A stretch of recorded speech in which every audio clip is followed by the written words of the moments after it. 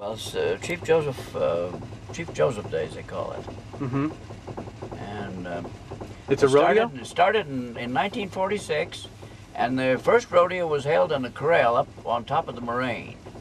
And everybody liked it so well that they got busy and built the first part of this. This has been rebuilt and enlarged since then. Who's Chief Joseph?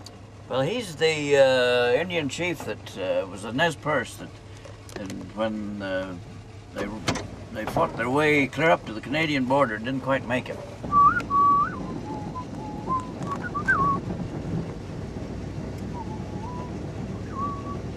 Well, Parker, we'll go see. Valley Bronze. We're going to see Lyle. You're the vice president here. Mm-hmm. Executive vice president, yeah. And how long has the place been in existence? Since 1982. Okay. Since 1982 it's been in existence, and it's grown to be a West Coast force, really. It's probably the biggest, most influential casting facility on the West Coast now. Yeah, we'll just pretend like you're a new artist, and this is the grand tour to give you an idea of the process. Most artists that we have not casted their products like to come through and see how we work. This is the mold department. This is Susie Jensen. She works here. She was one of the first employees that began when the process started in 1982. Their new piece of art is brought up to the mold department, and here what they do is decide what would be the best way to place a mold on the original in terms of how the wax will flow into that rubber mold. So that's the artist's Yes, work that's right an there. original. Okay. That is an original, and this is made out of clay. Okay. And this one happens to be by Fred Boyer. Okay, so? Out of Anaconda, Montana. Mostly deals with wildlife.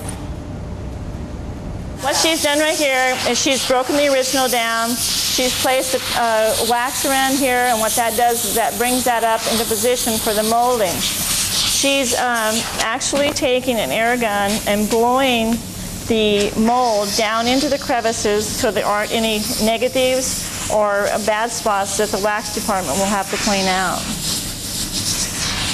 After she's done that, she's going to take a product, it's like a wax coat. It's paper that has wax on it, and she'll come here, and it's called a shim line.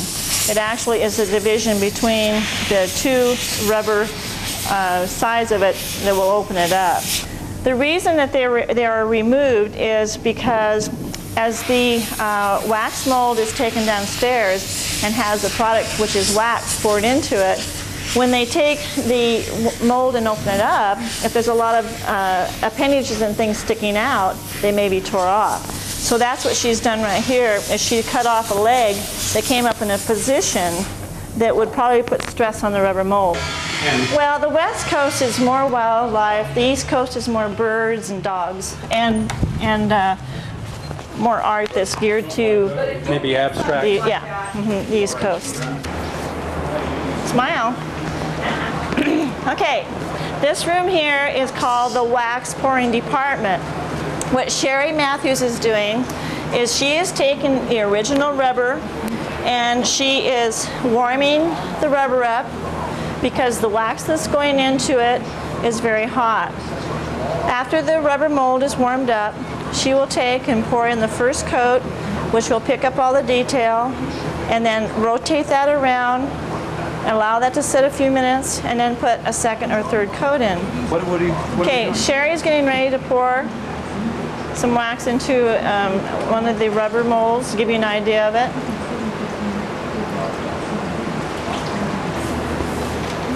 After she pours the wax and is cooled inside the rubber mold, she opens the rubber mold up and brings it into here.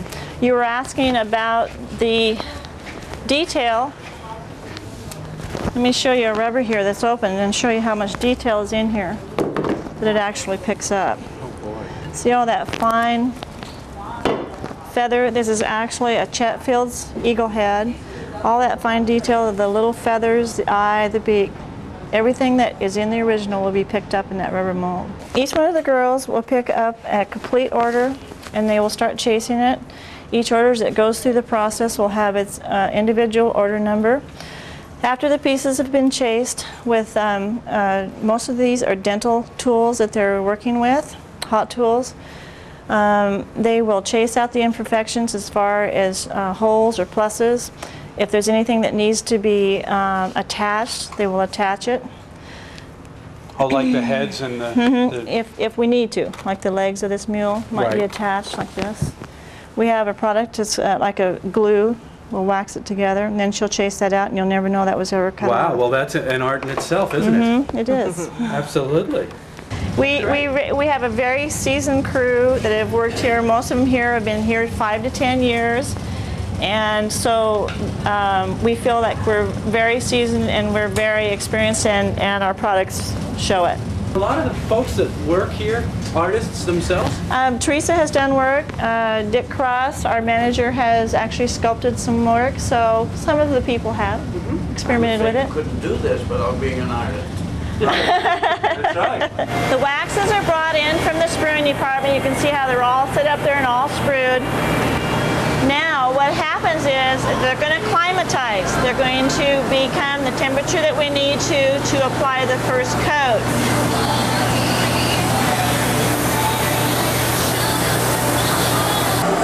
They have to wear these suits that are designed to keep them from the temperatures that go up to 3,000 degrees. These cups right here are getting ready to go into the burnout furnace.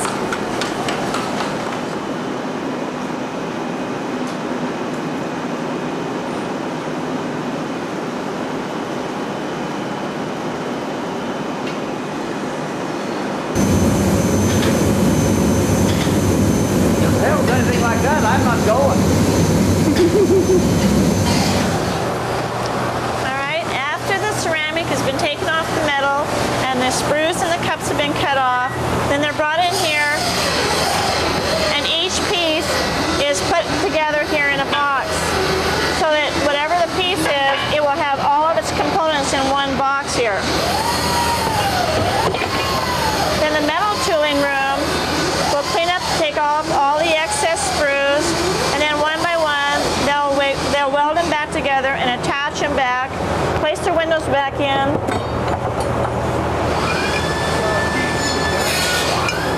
Now what kind of metal is that? That's bronze. Oh, that is bronze. So Is that what you mostly use is bronze? the biggest share is bronze, yeah.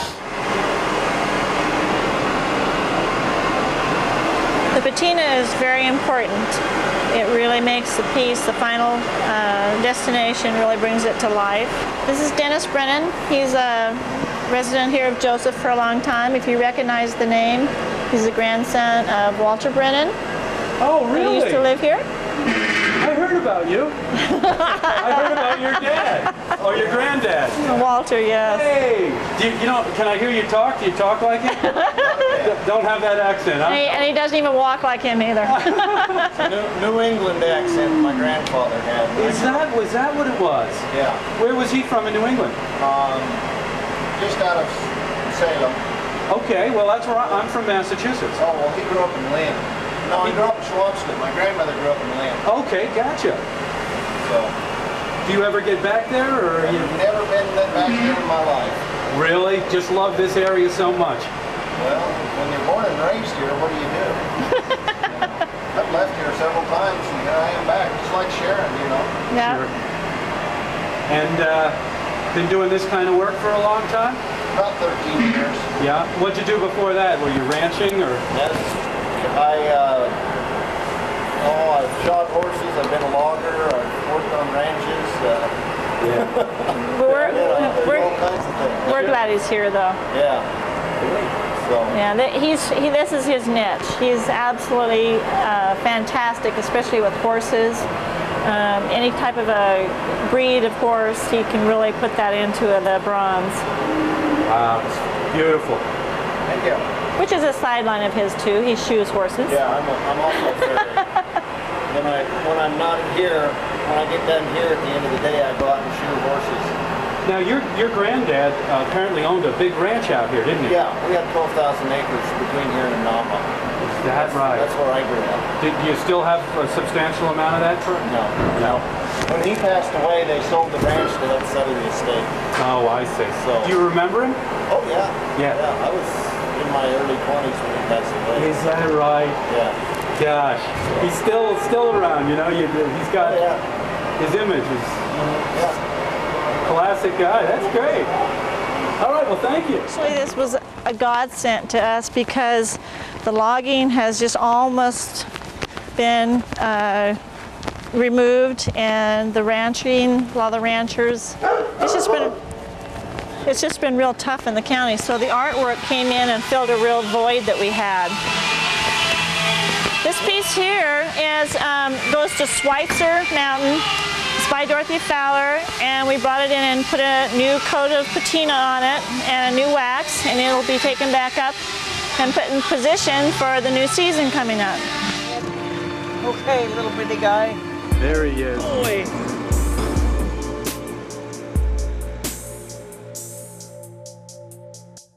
I think it's interesting for people to know how we found you. My friend knew I was coming here to Joseph, Oregon, and so she clicked in on Joseph, Oregon through the internet, and the newspaper came up, and she went to the newspaper and to the editorial page and saw a letter written by you to the editor, and called you up, right? That's how it happened. Yep, and I said, come on. What did you actually say in that letter? Well, I'd have to know exactly which one it is. It was 2 weeks ago. The last one that was in the paper. I wrote several, and some of them didn't get printed. Oh, I see. So, okay. We'd have to. I think you were complaining about growth and how people downtown weren't listening. That you were talking about the growth of Joseph in this letter. It was the fact that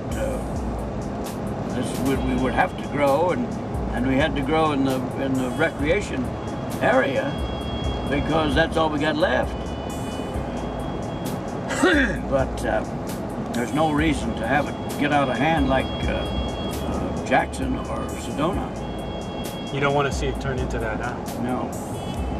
But it's not up to me. I'm not going to be here. So mine is purely logic and some of the rationale that I've seen by traveling, and then the 43 years I had here, 3 years in Palm Springs, and that's what gave me the background to make some observations. Well, but I want to thank you so much for having me and letting me stay at your place last night. It's been great meeting you. I've just enjoyed this immensely. Have you? That's the first time it's ever happened to me, probably the last time. And you want the tapes, right? You're damn right. I want the uncut caboodle, and if you need me to buy you more of those little tapes there, digital tapes, you just tell me how much. Don't worry about it. It's on me, buddy. Thank you so much for having me.